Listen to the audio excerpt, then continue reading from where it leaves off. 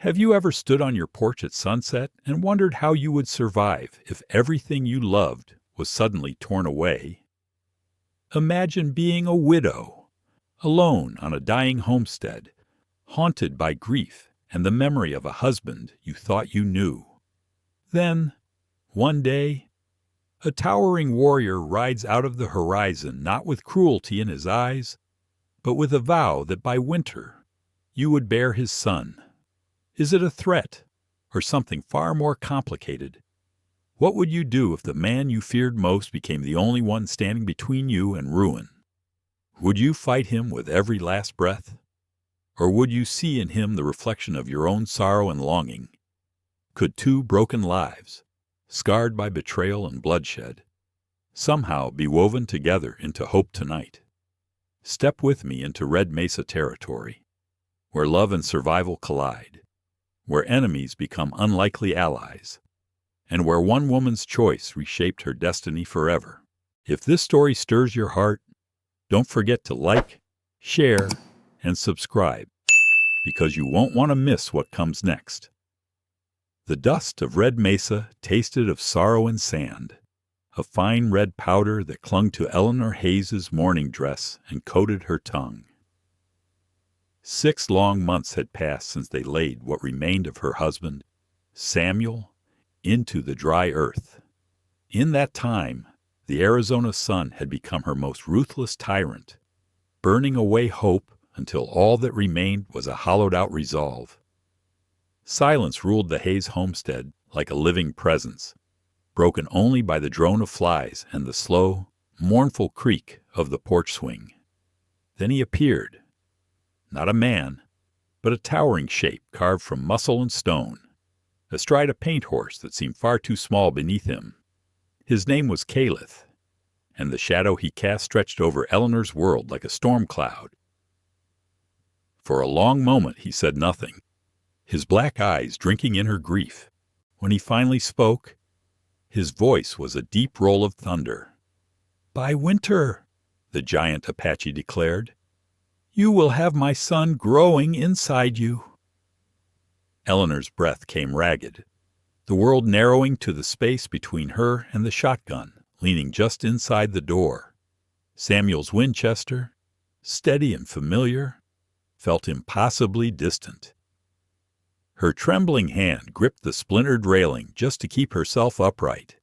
Kaelith was both magnificent and terrifying, broader than any man she had ever seen. His buckskin vest strained against shoulders like hewn rock. His face was a map of harsh angles, sun-darkened skin framed by 2 braids so black they seemed to drink the light, an eagle feather tied into one.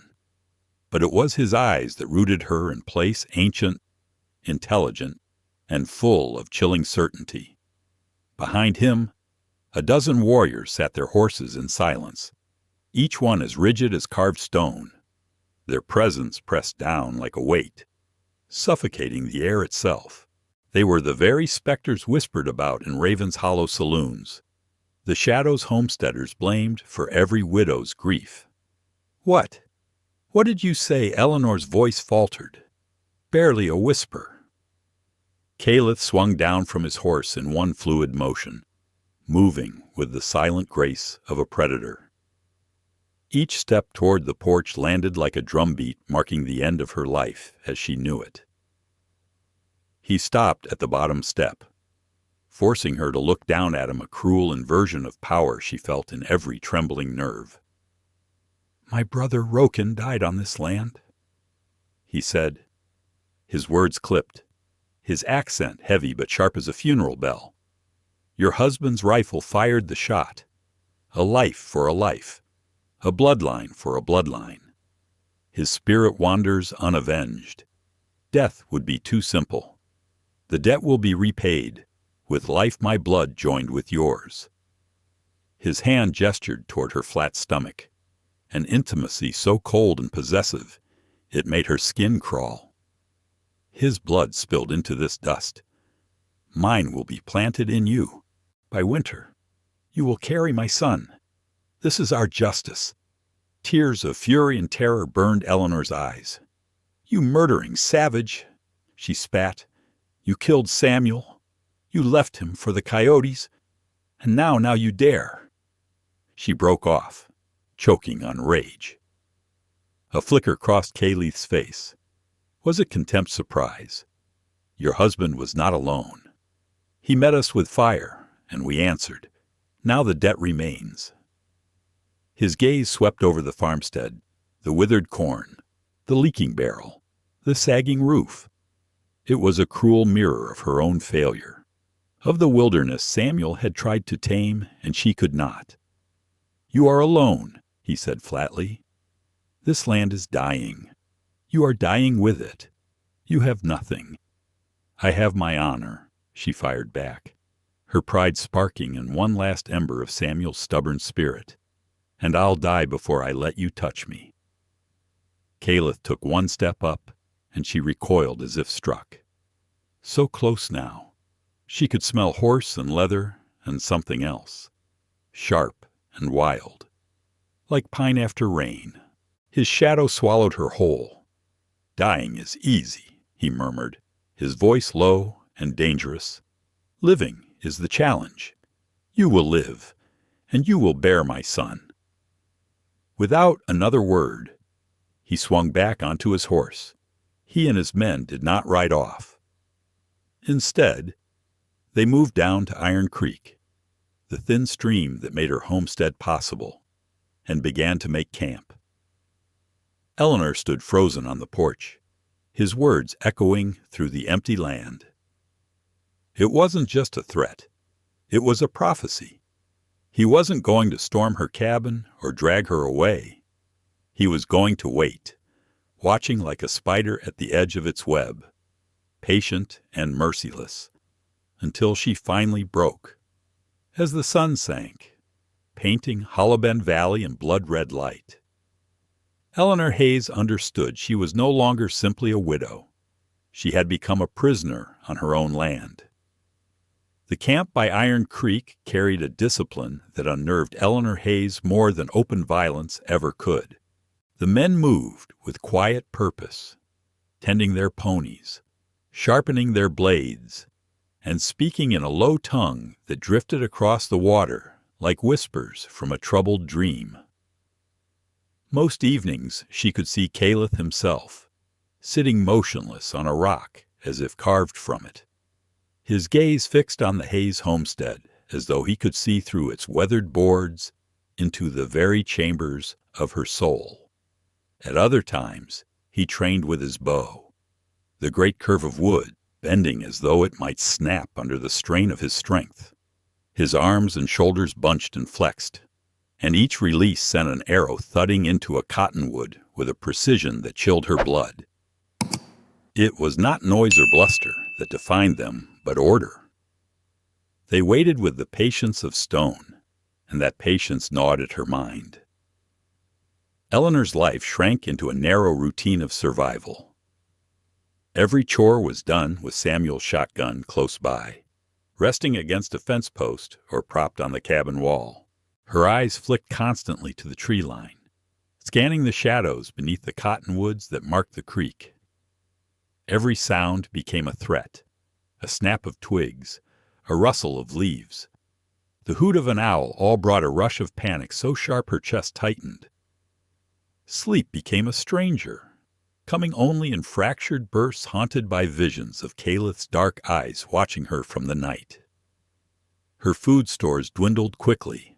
The flour barrel showed only dust at the bottom. The salted pork had been whittled down to a single slab. Sooner or later she would have to go to town. Raven's Hollow was a half-day away by mule, yet it felt as distant and perilous as another world. Hunger finally forced her hand. One cold morning, she harnessed her old mule Daisy to the buckboard. The shotgun lay across the seat beside her, loaded and ready, jaw set tight. She clucked to the mule and set out. As the wagon rolled past Iron Creek, the camp stirred. She could feel their eyes on her, though she kept hers fixed on the road ahead. She braced for hooves pounding behind her, for shouts, for the rush of pursuit. None came. Only silence followed her wheels out of the valley. The journey was misery. Every butte, every mesquite thicket looked like an ambush waiting to spring. Sweat ran down her spine despite the cool morning. By the time the low buildings of Raven's Hollow came into view, her nerves were frayed raw.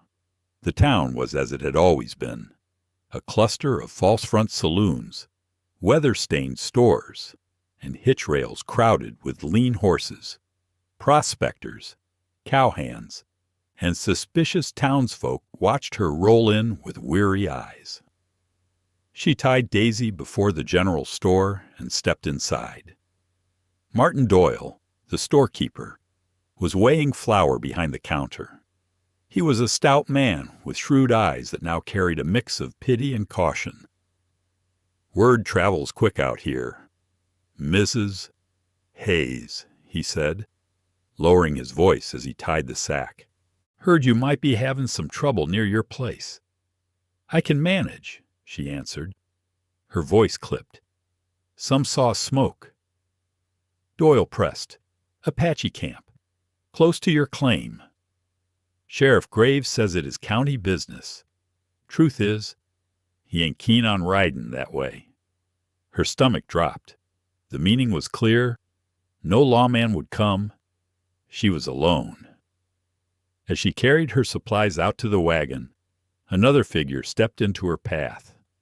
Silas Mercer. His ranch shared a border with hers, and he carried himself with the smug ease of a man too used to taking what he wanted. Fine clothes, polished boots, and a smile that never reached his cold eyes. "Mrs. Hayes," he said smoothly, touching the brim of his hat. The scent of cologne clashed with the dry desert air. "A lady like you should not be making this trip alone, especially with hostiles camped so near. I can handle myself." "Mr. Mercer." "Nonsense," he drawled. "That place of yours is too much for one woman. Water rights to that creek alone are worth more than you know. I would still be willing to take it off your hands. Pay fair. You could move into town. Be safe." Her reply was ice. "The land is not for sale. It was my husband's." Mercer's smile thinned into a sneer. "Your husband is gone. Mom, pride don't fill a belly or stop a bullet. Think on my offer." He tipped his hat and sauntered away, leaving the stench of false charm hanging in the air. The ride home was no easier. She half expected to find smoke and ruins where her cabin had stood. But when Daisy plodded back into Hollow Bend Valley, everything was as it had been. The chickens pecked in the yard. The cabin roof sagged but stood. Relief surged through her, followed by confusion. At dawn the next morning she opened the door to find a freshly killed deer laid out by her woodpile, dressed and cleaned, ready for butchering. There were no tracks, no sign of who had left it. But she knew. Kaelith. She stood over the carcass a long time, shotgun cradled in her arms. The gift felt like a chain. He was not just threatening her. He was providing for her, showing in his silent and arrogant way that he could do what she could not. He could keep her alive. Days later, the rickety pump Samuel had cobbled together finally broke with a shriek of rusted metal. It had been her only source of clean water besides the creek, and the creek belonged to them now. Despair swept over her like a flood. She could not fix it. She was finished. That evening she sat on the porch, watching the desert sky blaze with orange and purple as the sun sank. She felt too empty, even to bar the door. A strange sound woke her before dawn. A steady rhythm of metal against metal, heart hammering. She crept to the window. At the well stood a solitary figure, broad shoulders lit by the gray pre-morning light. Kaelith. His back moved in powerful arcs as he wrestled with the broken pump. Tools lay spread on the ground beside him. and for more than an hour he worked with patient skill. Eleanor watched from the shadows, every nerve taut, as the man she feared most repaired the heart of her homestead. When he finished, he pumped the handle and water gushed clear and strong into the trough. He stood a moment in silence, then gathered his tools and walked back toward Iron Creek. He never looked toward the cabin. Eleanor sagged against the wall, trembling. He had fixed her well. He had stepped across the line she thought sacred, yet not to destroy, to repair. It was no act of kindness. It was another chain. He was binding her not only with fear, but with obligation. He was weaving her survival into his will. That knowledge was more terrifying than any raid. The familiar squeak of iron was followed by the rush of clear water. Kaelith dipped his hands and drank deeply, then walked back to Iron Creek without once glancing toward the Hayes cabin. When Eleanor finally opened her door, she approached the well with caution. The repair was solid, the brace stronger than Samuel's original work. Her stomach sank. He was dismantling her independence piece by piece. He was not a raider who destroyed what she had. He was something far more dangerous, a warden who made the prison livable, who improved it until escape no longer seemed possible. He was not waiting for her to collapse. He was waiting for her to need him. Late summer bore down on Hollowben Valley like a furnace, baking the land and stripping her spirit raw. The silent standoff stretched on her lonely cabin against the ordered camp at Iron Creek. Eleanor lived on the venison he had left and water from the pump he had repaired, small concessions that tasted of ash every time she touched them. She despised her reliance, but the truth was stark without his interventions. She would not have lasted. The breaking point came not from Kaelith or his warriors, but from the land itself. One afternoon she was clearing brush by the chicken coop, sweat stinging her eyes, when she missed the warning at her feet. The sharp, unmistakable rattle froze her blood a heartbeat before the strike. Pain, white and searing, lanced through her calf. She screamed, stumbling backward, falling hard into the dirt. Panic swallowed her whole. She dragged herself away from the sagebrush, eyes locked on the rattlesnake as it slipped back into shadow. Looking down, she saw 2 puncture marks swelling and darkening her skin. A rattler's bite, this far from help, was a death sentence. Tears blurred her vision as she half crawled, half limped back to the cabin, each step a throb of fire. She collapsed inside, the room spinning. Thoughts of Samuel flashed before her, their plans, their promises, all crumbling into dust on the cabin floor. Then the doorway darkened. A massive figure filled the threshold, the sun blazing behind him. Kaelith. He must have heard her scream. His eyes went straight to her leg, then back to her pale face. For the first time she saw not cold certainty, but urgency. "Stay still," he commanded. His voice cracked like a whip. He knelt, pulling a long knife from his belt. Eleanor tried to scramble back. "No, get away from me." He ignored her protest, gripping her ankle with a hand like iron. "The poison will reach your heart. There is little time." With quick precision he scored 2 shallow cuts over the bite, forming a small X. Before she could recoil again, he pressed his mouth to the wound. Eleanor cried out in horror as he drew venom-tainted blood from her leg, spitting it onto the boards. The intimacy of the act struck her like another violation. Yet beneath the revulsion was the knowledge that he was saving her life. He worked with steady focus, sucking and spitting until her vision dimmed and she lay trembling and weak. When at last he lifted his head, he wiped his mouth with the back of his hand. He crossed to her fireplace and dug herbs from a pouch, grinding them with water into a paste. Returning, He spread the cool mixture across the wound, binding it with cloth torn from his own kit. The relief was immediate, soothing the fire in her leg. Without effort, he lifted her into his arms and carried her to her bed. Setting her down with surprising gentleness, he pulled every blanket over her despite the oppressive heat. "You will be weak," he said. "You must sweat the poison out." Then he claimed the single chair in the corner, his knife resting on his knee. He began his vigil. 2 days passed. He barely moved except to bring her water or change the poultice. He forced her to drink when she refused, his dark eyes unyielding. He cooled her fevered skin with damp cloths. When delirium claimed her, his broad figure was still there, an immovable guardian in the dim light. On the 3rd morning, the fever broke.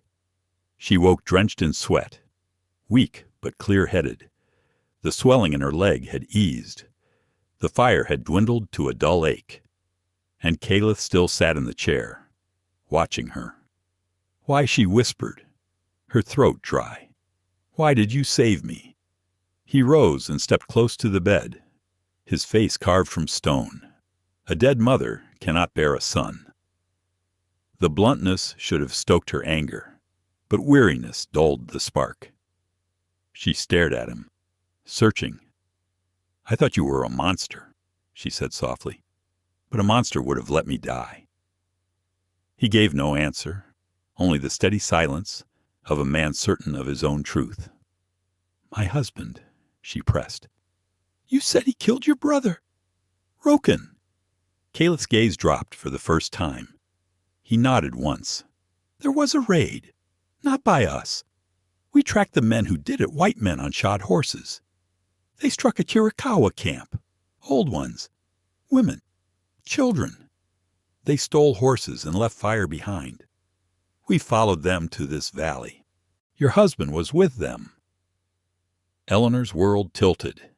She gripped the blanket as if it could anchor her. "No, that cannot be.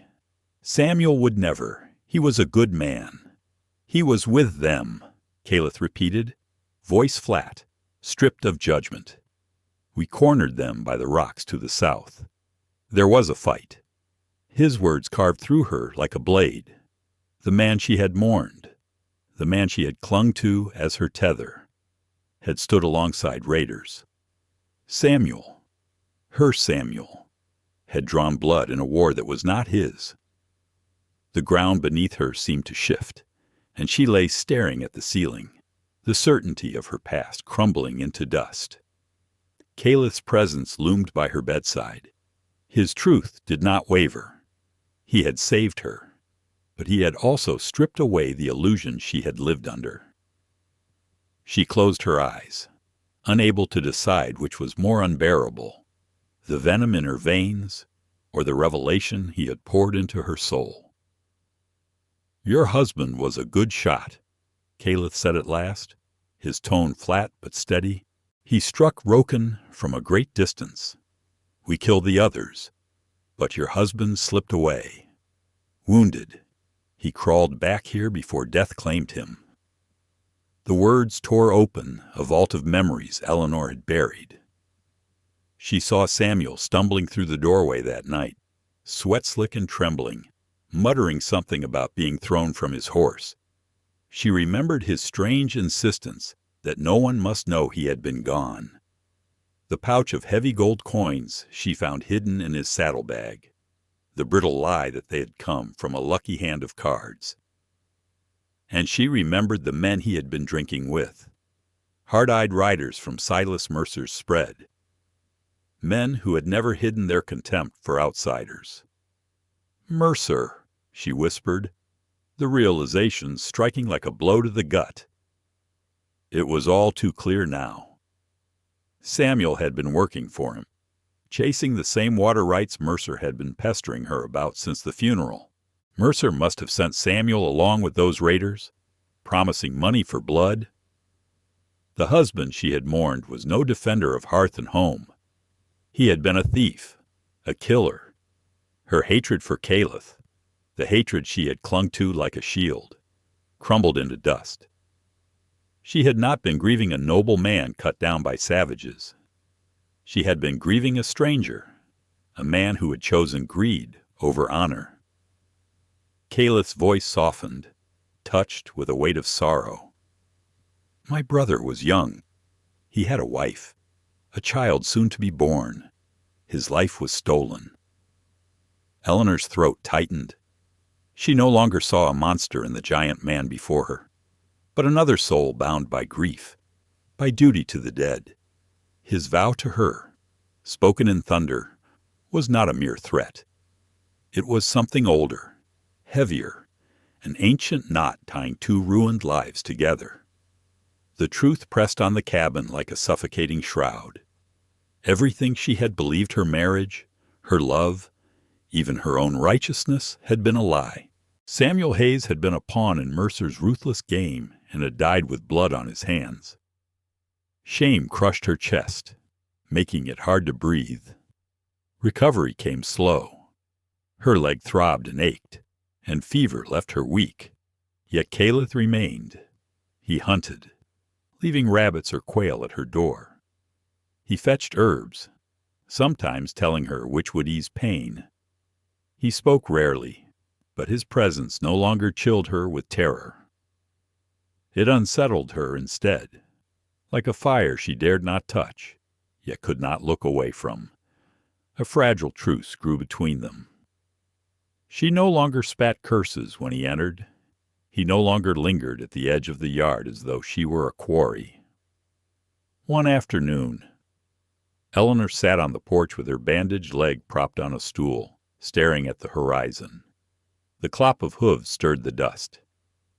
Riders approached, and her heart tightened into a knot. It was not Kaelith's warriors this time.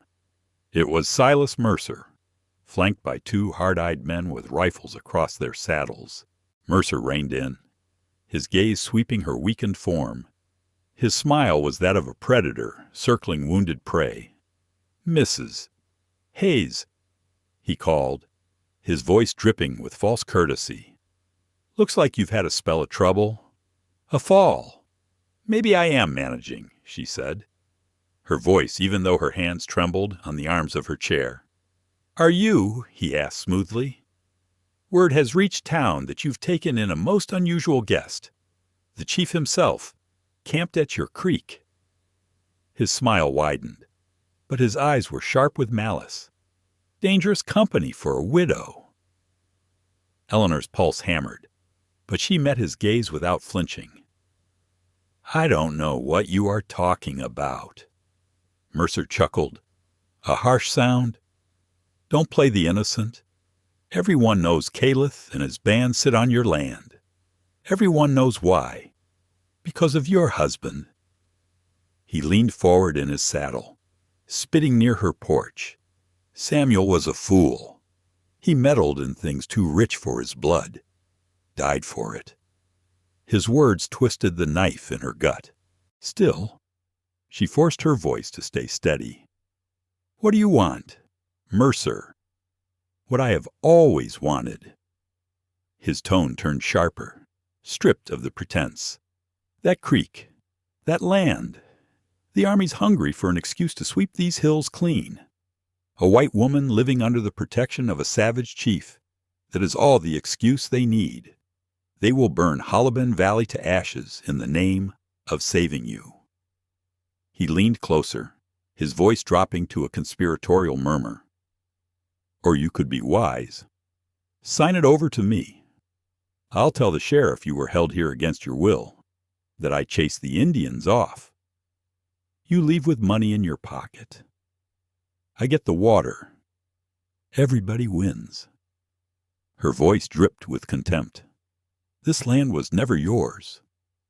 Mercer's smile snapped into a snarl. "This land has water, and out here, water is power. Your husband understood that. He was willing to do what was needed." The casual admission slammed into her chest. It was Mercer who had sent Samuel on the raid that killed Roken. Mercer who had set the chain of blood in motion. Rage burned away the remnants of her old life in a flash. "You killed him?" she spat, trembling with fury. "You sent him to die for you." Mercer shrugged. He knew the risks. His smile returned, cold as stone. "Now, Mrs. Hayes, are you going to be sensible? Or do I have to persuade you, as if on cue?" One of his men swung down from the saddle, rope coiled in his fist, a cruel grin splitting his face. Eleanor's stomach dropped. They meant to force her. Before the man could mount the steps, a voice boomed across the yard, deep and resonant as rolling thunder. "She has given you her answer." Kaelith appeared from the side of the cabin, moving with a deadly grace that chilled the blood. He had not been at the camp. He had been here, watching. In his hand gleamed a war axe, its polished stone head catching the sun. Behind him, 2 warriors stepped from the shadows of the cottonwoods, bows drawn, arrows trained on Mercer's men. The rancher's face drained of color. The bravado that had draped him like a cloak vanished in an instant beneath the gaze of the towering Apache leader. For the first time, Eleanor saw Silas Mercer rattled, stripped of the arrogance that had seemed unshakable. He sat stiff in his saddle, his hand tightening on the reins, his eyes darting from the war axe to the steady bows that promised death if he made a single false move. "This is between me and the woman," Silas Mercer stammered, his voice brittle as dry twigs snapping in a fire. Kaelith's answer came calm and unwavering. "Her land is under my protection. Her life is a debt owed to my people. You will not touch her. You will not touch this ground. Leave now." The ranch hand with the rope dropped it at once, stumbling backward until he scrambled onto his saddle. Mercer's eyes flicked from the war axe in Kaelith's hand to the arrows trained on his men.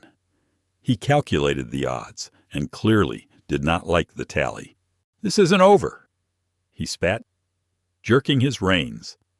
"I'll bring the law down on you, and you'll hang for it. You and that savage-loving whore of yours." His words cut like barbed wire. Then he drove his spurs into his horse, and the 3 of them vanished in a cloud of dust. Eleanor's chest heaved. Her fists were clenched so tightly her nails bit into her palms. She looked at Kaelith. He was still watching the riders disappear, his face unreadable. He had defended her not only with his presence, but by openly claiming her and her homestead as his own. It was no longer a vow spoken in private. It was a challenge thrown at her enemy's feet.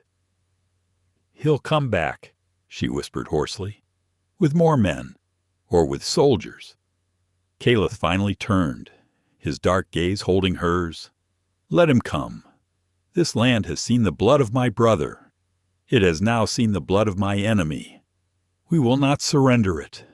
In that moment, the line between captor and captive blurred beyond recognition. They were 2 souls from different worlds, bound together by death, by debt, by loss, and now by a common enemy who threatened to destroy them both. His vow was no longer a shadow on the horizon. It was the ground they already stood upon. Her survival was tangled with his honor. His duty was tied to her life. As the furnace heat of summer waned into the crisp light of autumn, change spread across Hollow Bend Valley.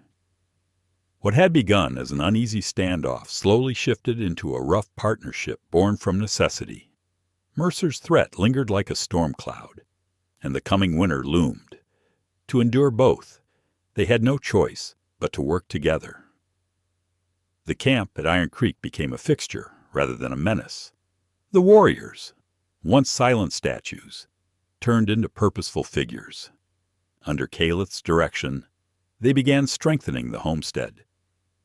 Eleanor would watch from her porch as they climbed onto the sagging roof of her barn and patched its leaks with sure, efficient hands. They moved with the precision of men accustomed to surviving by skill and discipline. They helped her gather the last stalks of corn from her meager field, their calloused palms working alongside hers. Language was a barrier, yet not an impenetrable one. Through gestures, Kaelith's clipped English and her own slow learning of Apache words, they carved out a shared way to speak. She came to know his closest companions. There was Juhani, wiry and weathered, with eyes that always carried a flicker of humor, and young Tenoch, intense and restless, who moved with the grace of a stalking cougar. They began calling her by a name she did not understand at first. Kaelith later explained it to her Iskishi woman of the house. The rhythm of life shifted. Eleanor cooked in larger pots, stretching what little she had by adding beans or potatoes to the game the men brought. What once had been meals for one became stews, feeding a dozen. The bubbling pot on her stove grew into a strange symbol of this blended household, this fragile alliance. Evenings often drew them around a common fire. The warriors spoke in low tones, their language flowing with a cadence that rose and fell like music.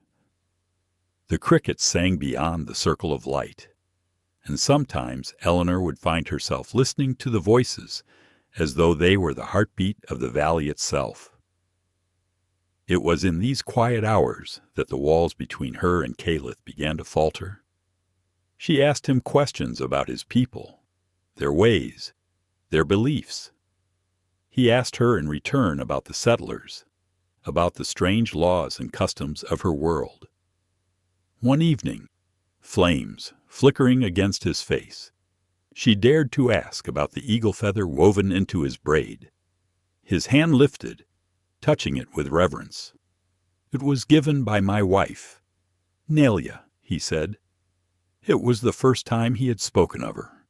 Eleanor felt a pang she did not expect. "What happened to her?" she asked softly. His eyes stayed fixed on the fire. His jaw tightened. "She and our son were at a winter camp by the Gila River. Soldiers came. They said they searched for warriors who had raided a freight wagon. But there were none there. Only the old, the women, the children. They burned it anyway." His voice faltered, his fist clenched until his knuckles gleamed white. Eleanor's breath caught. He too was a widower. He too had lost family not to open battle, but to slaughter. His grief was a canyon wider and deeper than she could fathom.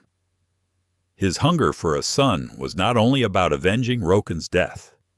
It was about reclaiming a future stolen in fire, about planting something living in ground that had known only ashes. "I'm sorry," she whispered. The words felt inadequate, but they were all she had. Kaelith looked at her then, and she no longer saw a warrior chief or a relentless figure of vengeance. She saw a man hollowed out by loss. "Sorrow is a river," he said quietly. "All must cross it. Many are drowned by it." Her throat tightened. She told him about Samuel, not the lie she had clung to, but the truth. She spoke of the life they had planned, of the children they dreamed of the laughter that had once filled their cabin. Then she spoke of the betrayal, of the shame that still gnawed at her. Kaelith did not interrupt.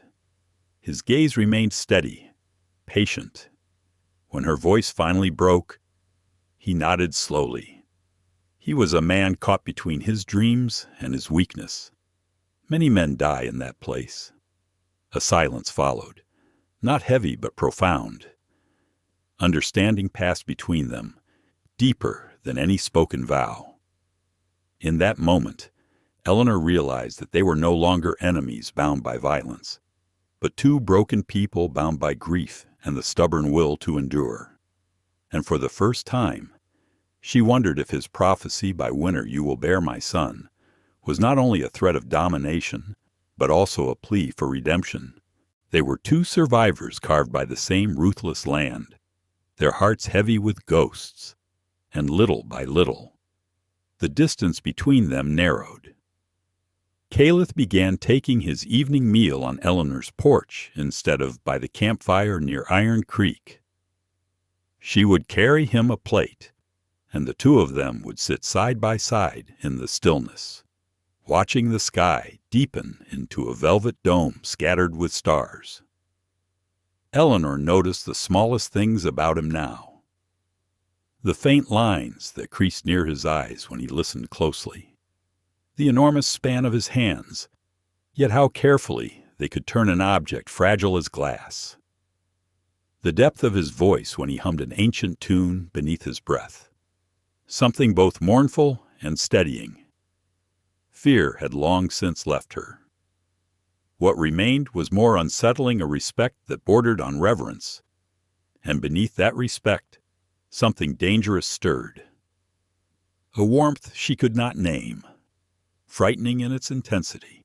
When Kaelith's eyes rested on her, she no longer saw a threat. She saw possibility, an impossible, terrifying future. She was no longer certain she wanted to resist. His vow echoed differently now, not as a sentence of conquest, but as a promise that from their ashes, life might rise again. By late November, the first fat flakes of snow fell from a gray sky, melting into the red dirt. The metallic bite of true winter was in the air. The barn was stocked with hay, the cabin walls sealed with fresh chinking, and a mountain of split wood leaned against the porch. Yet anticipation hung like a storm front.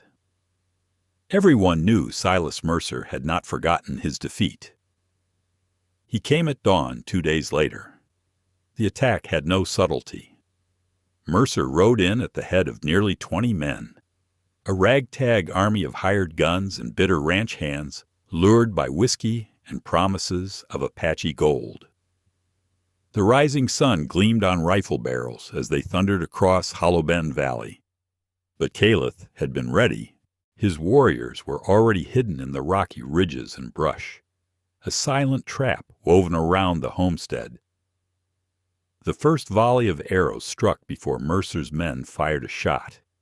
2 riders toppled into the dirt with cries of pain. Chaos erupted instantly, the air filled with shouts and gunfire. Eleanor crouched inside the cabin, Samuel's old Winchester tight in her grip. Her heart pounded like a war drum against her ribs. By the other window crouched Juhani, the wiry elder warrior. Kaelith had insisted that 2 of his men remain to guard the house and her.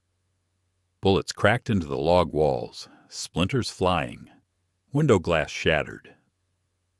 Eleanor flinched, but held steady. She spotted one of Mercer's riders diving behind the woodpile outside. For a moment she froze. Then she remembered Samuel's rough lessons, the feel of the rifle stock against her shoulder. She steadied her hands, sighted down the barrel, and squeezed the trigger. The recoil slammed into her, but her shot was true. The man screamed and dropped, clutching his leg.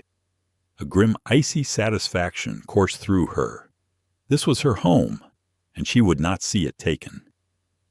The fight raged for more than an hour. Mercer's force had numbers and guns, but Kaelith's people had discipline, stealth, and the ground itself as an ally. Eleanor glimpsed Kaelith through the haze of gun smoke and flying dust. He was everywhere at once, towering, relentless, his war axe flashing like a stroke of lightning. He fought not like a wild brute, but with the precision of a seasoned commander, each movement purposeful, each strike devastating. His presence seemed to bind his warriors together, turning the tide of the battle in their favor. Through the window, Eleanor saw Mercer dismount, his face twisted with fury. He gathered 6 men and charged directly for the cabin. He knew if he could seize the house, he would have a fortress. "They are coming for the house," Juhani growled, loosing another arrow that sent one man sprawling. The porch shuddered under heavy boots. The door burst open in a crash of splintering wood. Eleanor fired at the first intruder. The blast in the enclosed space left her ears ringing. The man fell back, but two more surged forward. Juhani met them in a blur of steel, his knife flashing with desperate courage. Eleanor fumbled to reload, fingers trembling with adrenaline.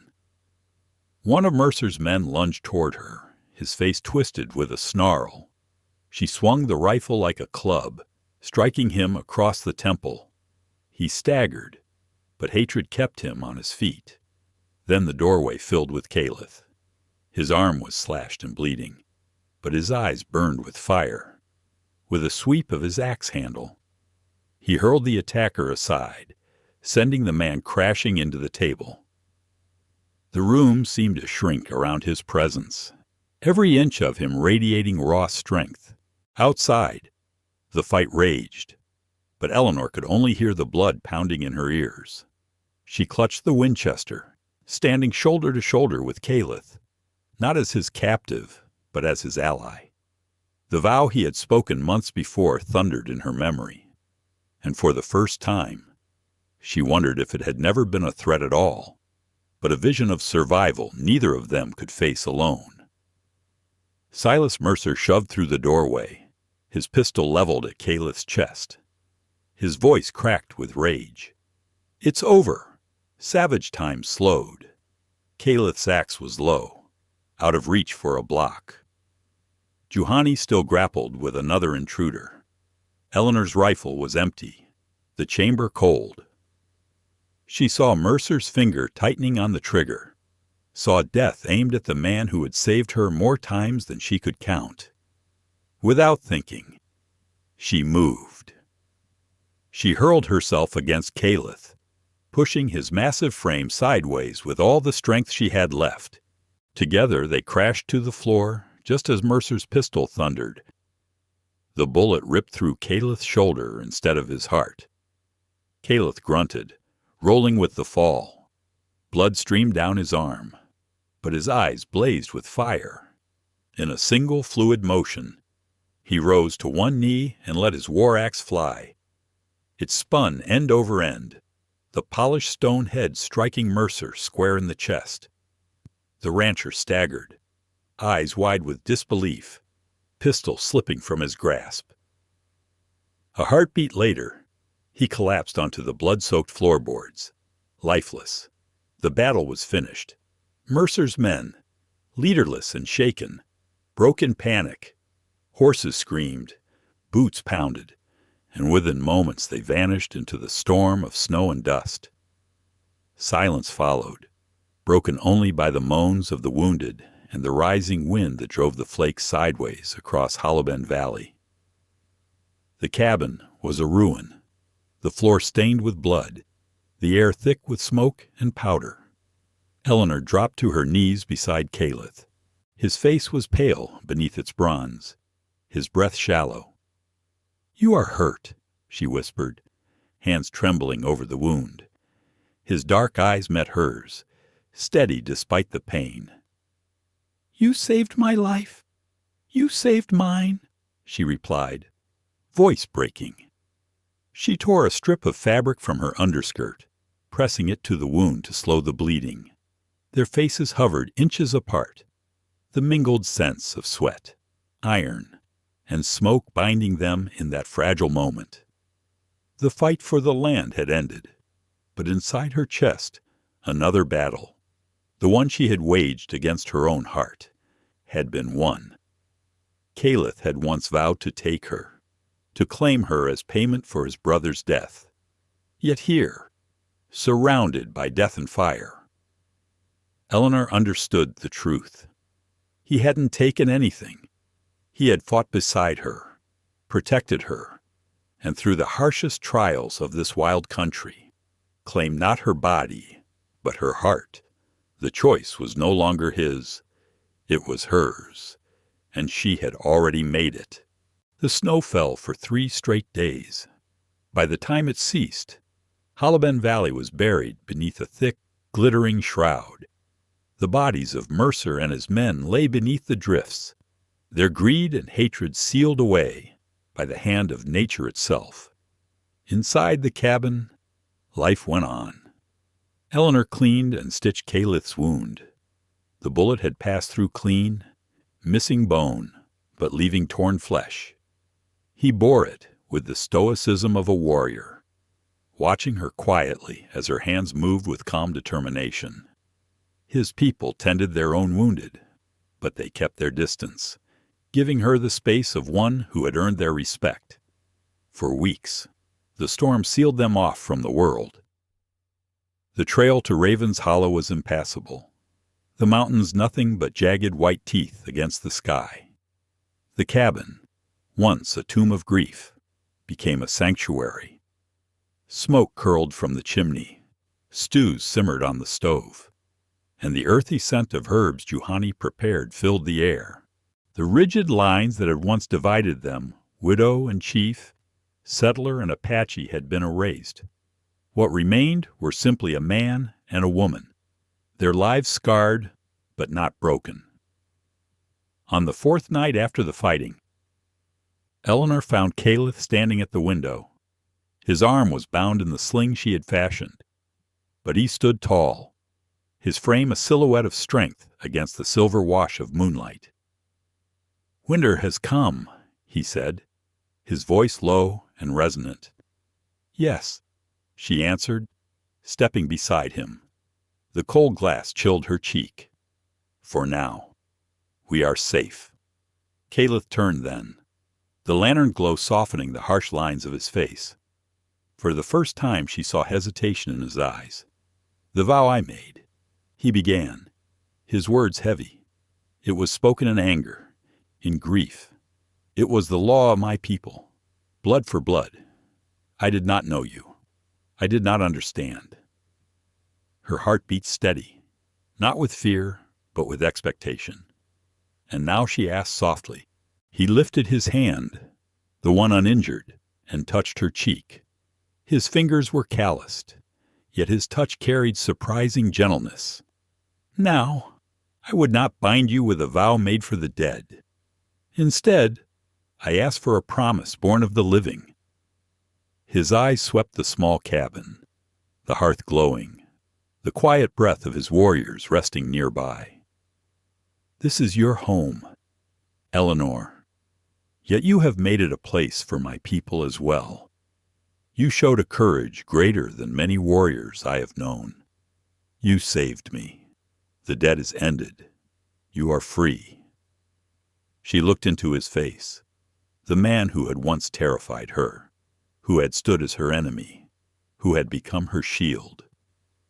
He was offering her release and escape from the prophecy that had haunted her.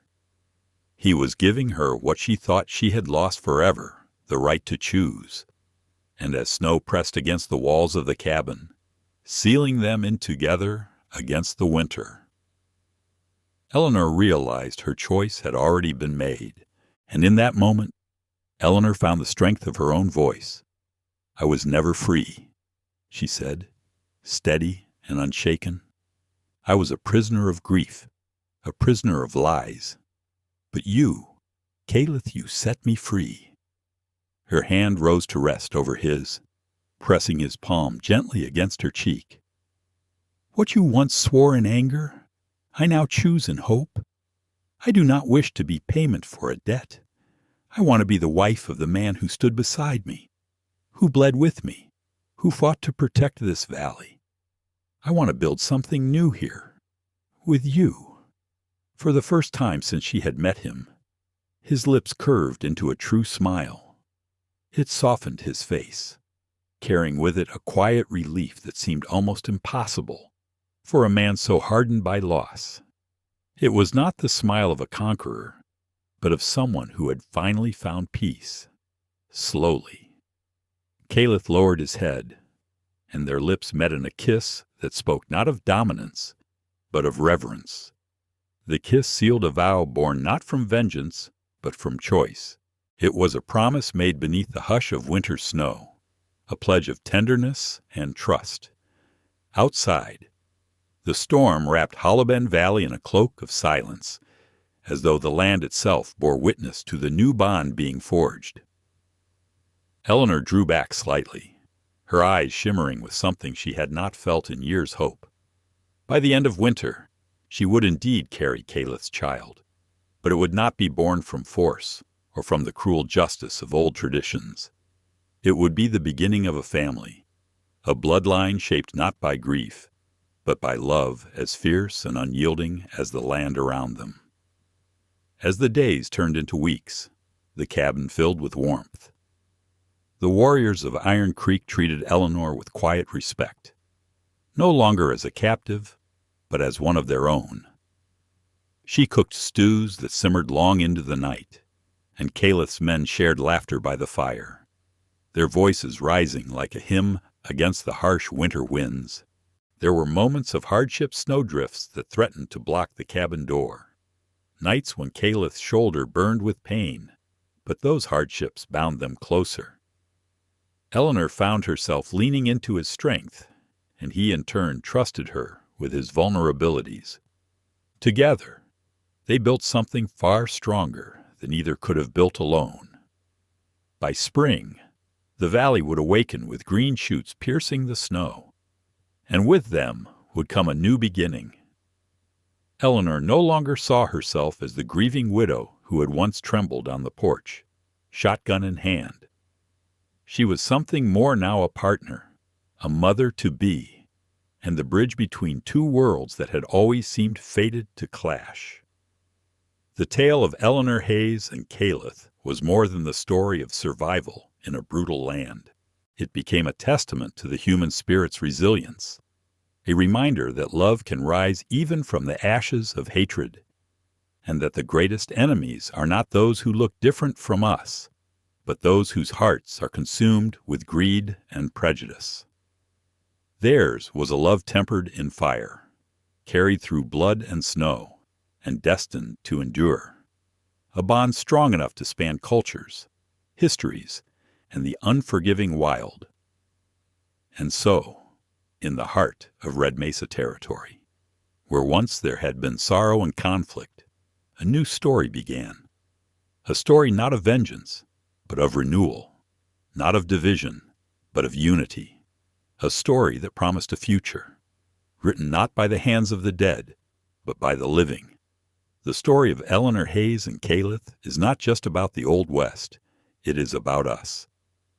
Many of us know what it means to carry grief, to lose someone we thought we understood, only to discover truths that shake us to the core. We know the loneliness of sitting in silence, wondering if we have the strength to go on. But this tale reminds us that healing does not always come the way we expect. Sometimes it arrives through hardship, through people we once believed were our enemies, through the discovery that our pain is shared. Eleanor's choice to see beyond anger and Kaelith's decision to honor love over vengeance both reveal a timeless truth.